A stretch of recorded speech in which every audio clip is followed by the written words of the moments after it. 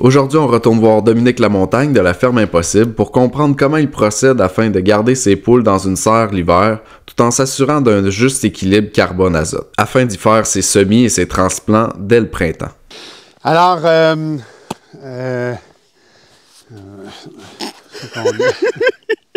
OK. Es-tu prêt? Ouais, je suis prêt. Alors, re-bienvenue, Léandre. Aujourd'hui, ben c'est l'hiver. On a eu notre bordée notre mètre de neige la semaine passée. Donc, on est là pour parler des quartiers d'hiver des poules, notre serre poulailler. Donc, les poules hibernent dans la serre, hivernent. Et puis nourrissent le sol de la serre. Pour que les fientes de poules ne soient pas accumulées en quantité délétère pour la qualité du sol, eh bien, moi, je rajoute du carbone. Alors, ce dont on va parler aujourd'hui, c'est un peu les proportions, ce que j'utilise comme carbone pour avoir un rapport carbone-azote, je dirais, d'environ 1,21 qui assure un compostage rapide. Alors, on est vendredi. C'est le vendredi que je fais ça pour de vrai. Alors, tout ce que vous allez voir aujourd'hui est fait pour de vrai le vendredi, à toutes les semaines, pendant les 20 semaines que dure l'hivernation des poules. Donc, ils rentrent là le 1er novembre et puis ils sortent de là le 1er avril. Alors, on amène l'eau. Ça, c'est à tous les jours, l'eau. Ouais, parce que t'as pas d'eau qui va directement. Non, pas encore, puis probablement pas pour l'instant. Ici, on peut peut-être en parler tout de suite. Ce que vous voyez là, c'est une entrée que j'ouvre avec la souffleuse pour que le 1er avril, quand les poules sortent, ben, on a une espèce de terrain de jeu plus ou moins accessible. Donc, le poulailler mobile, la cage que vous allez voir dans la serre, je la ramène ici le 1er avril, je la dépose ici, et puis les poules ont Ils ont accès en primeur à une parcelle qui a moins de neige et tout ça. C'est ça. En fait, le 1er avril, quand on est chanceux, elle est sur la terre. Quand on est moins chanceux, elle est encore sur la neige. Mais là, je mets la clôture mobile que j'utilise pendant l'été. Je mets la cage ici, l'abreuvoir, la mangeoire, et puis là, ils ont accès à tout ça. À tous les 3 jours environ, je déplace la cage d'une largeur de cage, comme on a vu cet été. Okay. Pour les poulets, mais les poules pondeuses, c'est le même principe. Donc, vu qu'ici, c'est pas un pâturage nécessairement très, très luxuriant en temps normal, ça ne me dérange pas de passer un peu plus de temps avec la cage dessus. Ce que je veux dire, c'est que ça va peut-être scraper un peu plus le sol parce que je reste un peu trop longtemps à un moment de l'année où il n'y a pas d'herbe vivace très abondante. Ouais, c'est ça. Mais vu que c'est un chemin d'ordinaire, ça me dérange moins. Alors, évidemment, les chiens sont tout le temps avec nous, mais ils ne rentrent pas dans la serre. Partie intégrante de la ferme. Ouais. Donc ici, vous voyez, on déneige la serre. On n'a pas le choix, ça ne glisse pas tout le temps, surtout quand il y a eu une petite pluie verglaçante là, en décembre, ça colle. Mais la serre est capable de prendre une bonne charge. Sur les côtés, vous voyez, on est en mode igloo.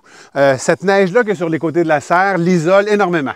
Donc en ce moment, cette nuit, il faisait quoi? Moins 24, moins 25. Dans la serre, il faisait moins 15.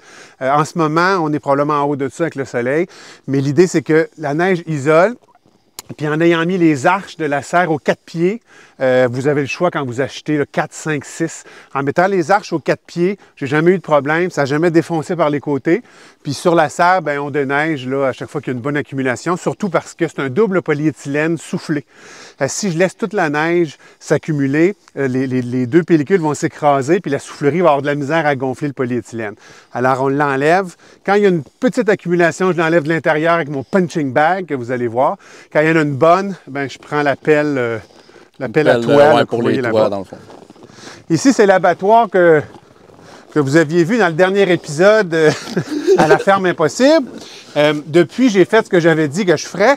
J'ai rajouté un 2e polyéthylène dans le même polyloc qui sert pour l'ouverture de la porte. Donc, j'ai juste rajouté un 2e plastique puis une 2e broche dans le même créneau. Fait que vous voyez le polyloc du fond et celui du dessus. Donc, c'est fermé. La neige ne rentre pas. Puis, comme on peut voir, ben là, c'est un débarras fantastique. Vous avez les diables, la clôture mobile. Donc, l'abattoir l'hiver sert de lieu d'entreposage pour mon stock. Alors, on rentre dans la serre avec l'eau. Les chiens ne rentreront pas parce qu'ils n'ont pas le droit. Ils sont tellement bien élevés. On va quand même refermer un peu. Alors, Alors, comme tu peux voir, c'est un petit peu moins froid que dehors. Déjà, il n'y a pas de vent. Hein? On a beaucoup de neige sur les murs. Important aussi à souligner pour les téléspectateurs YouTube, l'odeur. On n'a pas une odeur d'ammoniac qui nous assaille les narines. C'est sûr qu'il fait frais, tout est gelé. Mais même au printemps, puis même quand je vais nettoyer, quand je vais passer un coup de grelinette dans le sol, c'est cette odeur-là parce que ma serre est en pleine terre. Donc ici, moi, quand j'ai bâti la serre, j'ai commencé par creuser une espèce de bassin de 18 pouces de profond. Au fond, j'ai mis des treillis métalliques, puis j'ai accroché sur ce treillis-là du PEX, un demi-pouce, pour faire un plancher radiant à la grandeur, dont je ne savais pas encore nécessairement l'utilité que j'en aurais. C'est-à-dire que je voulais qu'il soit là, parce que tu commences par le fond, mais je ne savais pas quand je l'allumerais puis pourquoi. Donc, j'ai des images qui circulent peut-être même en ce moment, où vous voyez justement le PEX courir sur le treillis métallique. Là-dessus, j'ai rajouté 18 pouces de terre paysagiste. Donc, c'est une terre prête à l'emploi. Et puis, je fais, moi, au printemps, je refais ici 5 buttes, 5 planches. Vous voyez là, par terre, les tiges d'acier, des rods qu'on appelle. Il y en a 1, 2, 3, 4, 5. Il y en a un d'un côté, un de l'autre. Je tire une corde entre les deux, ce qui me permet de tirer mes allées. Hein? Les cordes, ils me servent à tirer mes allées. Puis là, entre les allées, ben, j'ai des buttes. Donc, ce plancher radiant-là, je vais en reparler tantôt. Je l'active essentiellement au printemps pour chauffer la terre le 1er mai pour transplanter mes semis. Puis je l'éteins après ça fin juin. Puis je le rallume fin août, début septembre pour allonger ma saison de culture. On fait ici des tomates, des aubergines, des concombres, des cornichons. Il y avait ici, l'été passé, un immense plant de louffa. Donc, on a même été capable, en zone 3A, d'en arriver à des loufas immenses qu'on a été capable de peler puis avoir les fameuses éponges archi-écologiques qu'on obtient grâce à ça. Au milieu, c'est les réservoirs vrac dans lesquels j'accumule l'eau pour mon système goutte à goutte qui abreuve tout ça. Je ne peux pas rentrer dans le détail. Aujourd'hui, ce dont on va parler, c'est comment on gère l'habitat des poules pendant l'hiver. Alors, ici, on a un abreuvoir qu'on va remplir à la fin. Parce que là, on va éparpiller du carbone là, sur le sol, puis on va rincer l'abreuvoir après. Mais c'est le seul truc qui est branché. C'est un abreuvoir chauffant. Puis vous entendez aussi la soufflerie. Donc, qui souffle en continu de l'air entre les deux polyéthylènes. C'est des 6000. 6000, c'est 6 millièmes de pouce. C'est à ça que ça fait référence. Okay. Donc, c'est le polyéthylène standard pour les serres. Alors, ce qui se passe ici, c'est que j'ai à peu près 35 poules. Là, il y en a une qui pond là-bas, qui n'est pas contente. Puis là-bas, tu as le coq qui répond. Donc, il y a 3 coqs, un Bresse, 2 Malines, et puis 35 poules. C'est correct pour le micro? On va entendre un peu. OK. Attendez, je vais aller égorger une poule. C'est ça, pendant qu'il y avait le concert des poules, Léandre et moi, on parlait de taux de ponte. Et puis, c'est ça, le décembre, on tombe à 2-3. Janvier, là, 2-3, là, on est remonté à 5-6. 5-6 œufs par jour. C'est des poules rustiques. Donc, on parle d'un maximum de 20-21 œufs par jour, avril-mai. Bon, je pense qu'ils sont calmés. Alors, l'important dans un milieu clos comme celui-ci où les poules habitent en permanence, c'est de gérer l'équilibre entre le carbone et l'azote. Donc, si une poule produit en moyenne 300 grammes de fiente par semaine, ça vient des ABAC qui sont disponibles sur Internet, je pense au ministère de l'Environnement, par animal. Ce qu'il faut savoir, c'est que ma petite cohorte ici de 35 poules produit environ 10 kilos de fiente. OK? Les fientes de poules, c'est du 10 parts de carbone pour une part d'azote. Et puis, ce qu'il faut savoir ensuite, c'est les feuilles mortes que j'utilise. C'est à peu près 1,40 et puis des copeaux de bois, c'est environ 1,500. Hein, je l'ai ici, là. OK.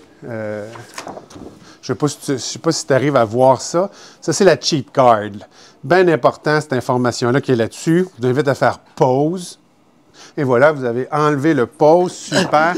Alors, Ce que ça veut dire, c'est qu'il faut, pour 10 kg de fiente de poule, il faut ajouter 20 kg de feuilles mortes hachées ou 10 kg de ripes de bois. Là, ce qui se passe, on complique un peu les choses. Il y a essentiellement deux environnements à équilibrer ici. Sous le poulailler mobile, ce que vous avez, c'est ce que j'appelle la couche. C'est une bâche qui est en coupe vapeur, le fameux 6000. C'est un morceau d'à peu près 8 par 10 pieds. Puis il va récupérer les fientes que les poules font quand ils sont perchés là-dedans toute la nuit. Donc, les poules, ça génère nuit et jour. Puis, la beauté de l'affaire, c'est qu'ils sont à peu près à la moitié du temps dans le poulailler, l'autre moitié ici. Fait que j'ai à peu près à équilibrer 5 kg de fiente sur la bâche, 5 kg dans la serre. Pour les 5 kg qu'il y a dans la serre, j'ai choisi de mettre de la feuille morte hachée. Vous pouvez soit prendre un aspirateur broyeur puis la faire vous-même en une journée. Je remplis des grands sacs de vidange avec 10 kg de feuilles mortes chacun. Vous les avez ici, sur le long de la serre. Je commence avec 20 sacs, j'ai 20 semaines. Je commence avec 20 sacs, puis je finis avec pas de sac. Donc, la raison pour laquelle j'utilise la feuille morte broyée, c'est que je trouve que c'est la matière carbone qui se composte le plus rapidement. Donc, quand les poules sortent d'ici le 1er avril, j'allume le plancher radiant dont je vous ai parlé tantôt. Le sol monte à 21-22 degrés Celsius en dedans de 24 heures. La vie du sol revient. De toute façon, hein, à 18 pouces en dessous de la terre, on est à 5 degrés Celsius tout l'hiver. Mais le plancher radiant, lui, je trouve qu'il réanime la terre. Les micro-organismes reviennent de façon plus abondante, plus rapide. Et puis, j'en arrive à avoir un sol en dedans d'un mois qui est utilisable. Vous voyez, quand les poules sont sorties, j'allume le plancher radiant. 24 heures après, si le sol est à 21, je prends ma grelinette et puis je la passe à la grandeur. Hein, c'est 2-3 jours après que les poules soient sorties. Puis à chaque fois, je suis étonné de voir à quel point il n'y a pas d'odeur nauséabonde qui sort, puis à quel point la terre est meuble. Donc, l'espèce de choses ou d'espèce de zone compactée que j'ai à casser briser, avec la grenette est très, très mince, en fait. Donc, les feuilles mortes que je rajoute pendant tout l'hiver ont déjà commencé à composter. Et puis, je n'ai pas affaire à des grosses galettes qu'il faut que je brise. Vraiment, les coups de grelinette suffisent. Une fois que j'ai cassé le sol, je vais quand même passer un petit coup de rotoculteur tout autour pour ameublir le sol, en fait, me donner un substrat un peu plus fin. Mais ce qu'il faut comprendre, c'est que le sol demeure un peu comme un pays, c'est-à-dire, il est très, très riche, évidemment, mais il y a des feuilles mortes, il y a un peu de paille, parce que j'en mets dans les pondoirs, puis ça se ramasse. Donc, on a quelque chose, un substrat qui est parfait pour planter des semis, mais limiter la pression des adventices, des mauvaises herbes. Et puis, vu que j'arrose en plus avec un goutte à goutte, le désherbage ici est minimal. Donc, mes planches dans lesquelles je plante mes semis, sur lesquelles je mets une irrigation goutte à goutte, sont faciles à désherber parce que la terre est un agrégat relativement hétérogène.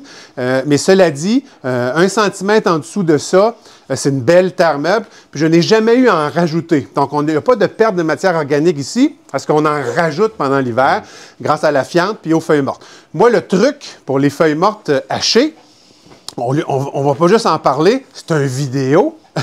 On va les regarder. Vous voyez, ce haché-là de feuilles mortes, j'ai la chance d'aller le chercher, moi, dans un golf. Le golf Saint-Donat, pour ne pas le nommer, parce que j'habite à côté. Alors, ces sacs-là, ils ont 10 kg de feuilles mortes. Ça sert pour mon sol. En dessous du poulailler, vu que je m'en vais domper ça dans un grand réservoir vrac de 1000 litres pour l'utiliser ailleurs, j'utilise de la ripe de bois. Comme ça, je n'ai pas besoin d'accumuler le double des feuilles mortes.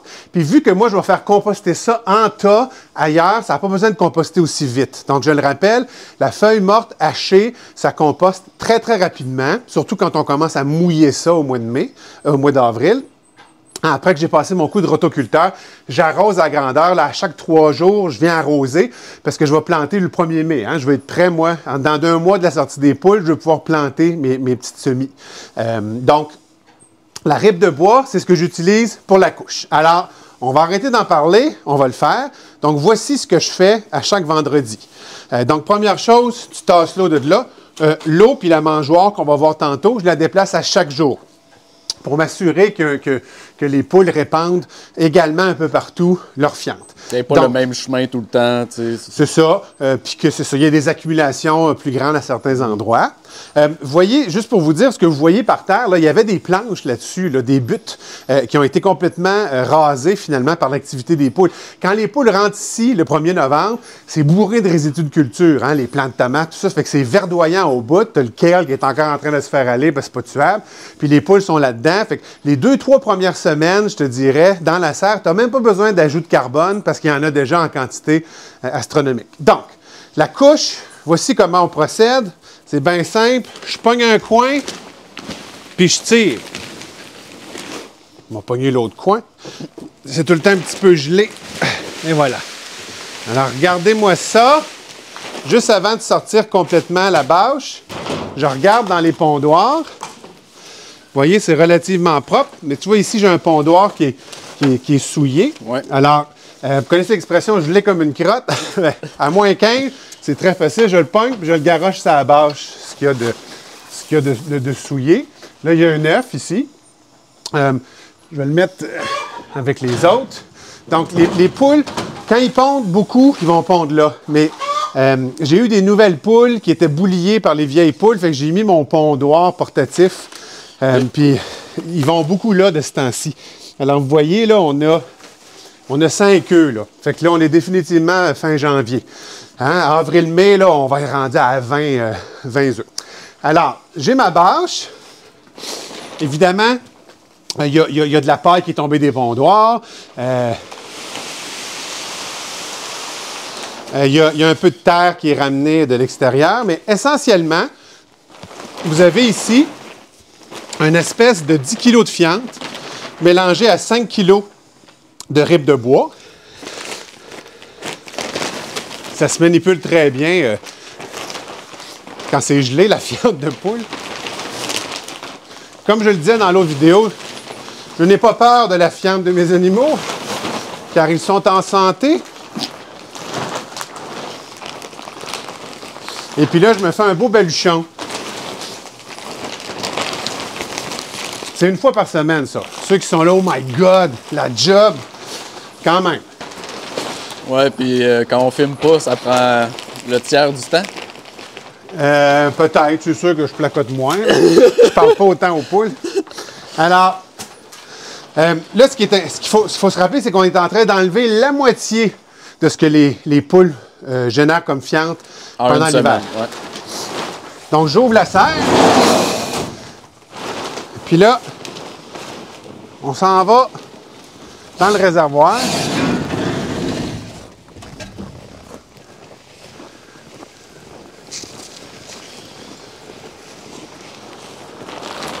Alors, j'accumule ici,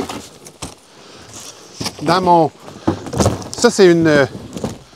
Je me suis rendu compte que vu que j'avais des fourches sur mon tracteur, de gérer mon fumier dans des réservoirs vrac comme ça, c'était extrêmement pratique. Parce que là, après ça, quand le printemps arrive, lui, il est plein, hein, il est comme ça. Pas plus que ça. Et puis là, je le prends, puis là, je peux aller le culbuter, gérer mon tas, tu sais, avec les fourches de mon tracteur, plutôt que d'y aller tout le temps à la pelle puis à la brouette. Alors, je reprends mon baluchon. Et puis là, badang!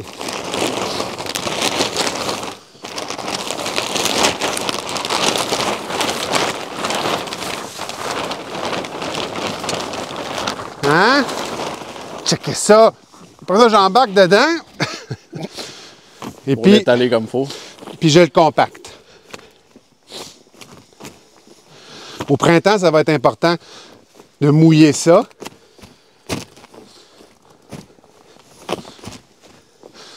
Et voilà. Pas plus compliqué que ça. Moins flexible à 47 ans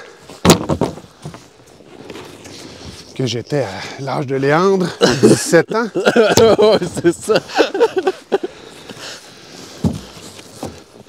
Et bien voilà. Et puis là, évidemment, je ramène mon plastique. Ceux qui voudraient prendre les ballotins, les sortir, faire un nœud, mettre une corde, puis les laisser comme ça jusqu'au printemps, pourraient. Vous auriez au printemps 20 ballotins qui contiennent chacun 15 kg de matière organique que vous pourriez aller déposer ici et là. Moi, j'aime ça, composter tout ça ensemble au printemps. On remet la bâche en état. Alors voilà, on a notre bâche qui a été vidée. On est prêt à recommencer. Je vous avais dit 5 kg de RIP. Les paquets de RIP comme ça, c'est à peu près 20 kg. Fait que c'est à peu près le quart. Mais je suis généreux, j'en mets à peu près le tiers. C'est-à-dire que ça dure 3-4 fois un ballot. Donc j'en ai besoin de à peu près un par mois. Puis je pense c'est 8 $, 9 $. Ça, c'est les sacs de 3,25 pieds cubes comprimés. Je pense qu'il l'appelle 3,25 quand tu prends lui. C'est le plus gros. Donc, c'est des copeaux fins à moyens. Hein, c'est important. Plus c'est fin, plus ça composte vite. C'est du résineux. Ça composte moins vite que si c'était de la RIP de bois franc. Ça coûte moins cher. Ça coûte moins cher. Mais ça sent tellement bon. Alors, voilà. Je prends mon balai à feuilles.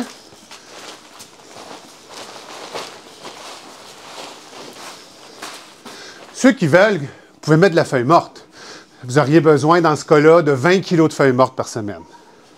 10 ici, 10 autour. Puis là, on la rentre. Là, il y a plein de gens qui vont avoir plein d'idées pour avoir déjà parlé de l'idée avec des cordes, des affaires. La manière la plus simple, la voici.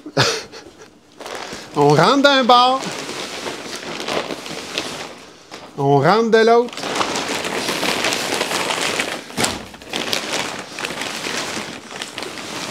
On la pogne sur le côté.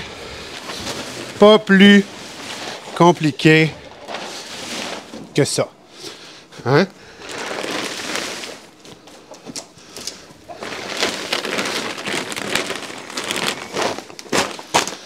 Et ben voilà. Alors vous voyez. Donc il y a des perchoirs. Ça c'est la cage qu'on promène l'été. Donc, à mon grand désespoir, la cage est 2 pouces plus large que la porte de la salle. Fait que la rentrée et la sortir, il faut tout le temps. Mais, vous savez comment. Faites-le un petit peu plus. Adapté à la porte. Adapté à l'accès. Adapté à la porte. Alors ici, on a les pondoirs. On va te tenir. OK. Donc, le vendredi, rajoute un peu de paille.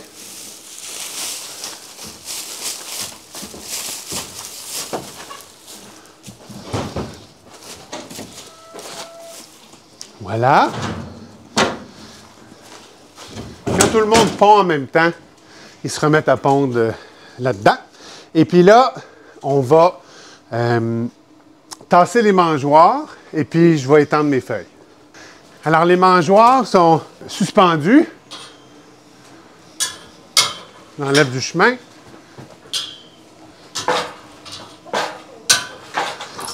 Si vous avez une mangeoire non suspendue, j'ai pas fait de crochet, mais c'est une longue histoire plus ou moins utile. Et puis là, on part.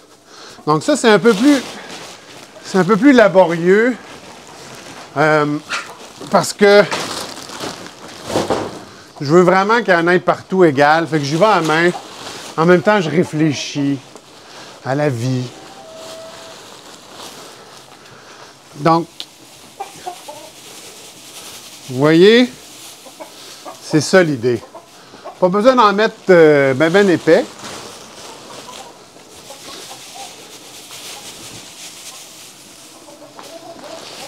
D'après moi, il va y avoir un accéléré là-dessus. On va le pour 2-3 heures. Bon, ça prend 5 minutes, mais tu sais, 5 minutes de nos jours, ça paraît comme 5 ans. Faut tout soit en accéléré en ce temps. C'est ça.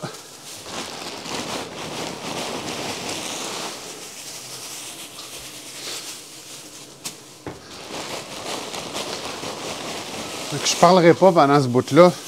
C'est un peu bruyant, je pense. Mais remarquez comment la finesse des morceaux de feuilles est importante. Le fait aussi que je les ai mis sèches dans les sacs. Hein? Quand les poids que je vous donne, là, c'est sec.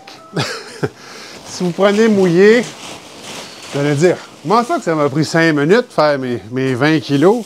Mais c'est parce qu'ils sont mouillés. Puis si c'est mouillé, ça pogne en tas. S'il y a des endroits où il y a plus de fiente, mettez-en plus là. Hein? Mais ça fait 6 ans que je fais la même chose. Ça fonctionne super bien.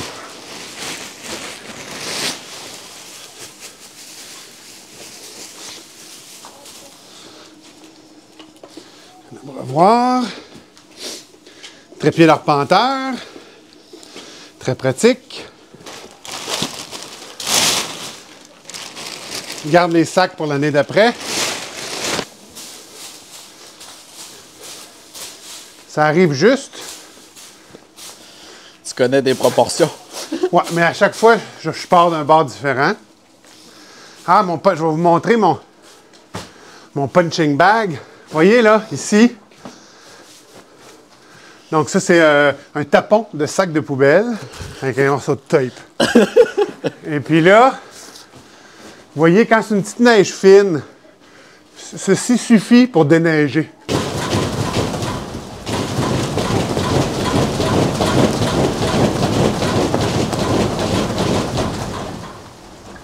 Là, il y a eu du verglas, fait que bon.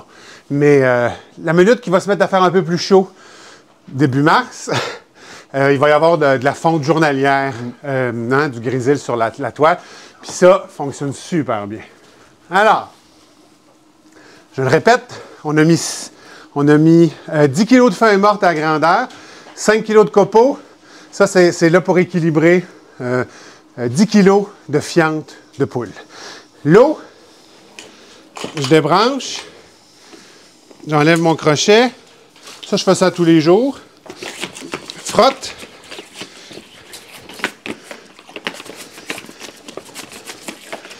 On vide. Ma caisse de lait, c'est pour ne pas mettre l'abreuvoir sur le sol. S'assurer d'être quand même niveau un peu. Entonnoir. Merveilleux entonnoir.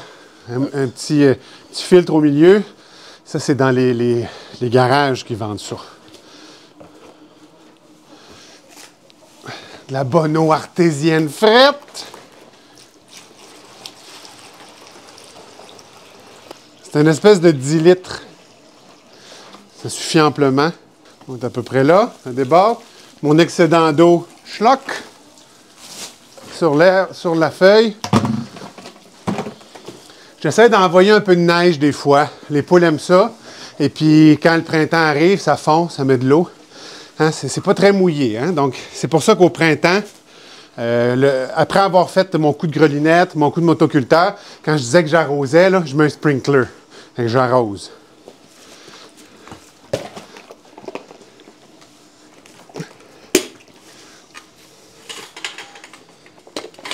Voilà. Alors, c'est essentiellement ce que j'avais à vous dire. As-tu des questions? Non. Léandre, OK. Fait que, c'est pas plus compliqué que ça, les amis. J'ai tout dit. Oui, c'est ça. J'ai tout dit. Super, merci. De rien.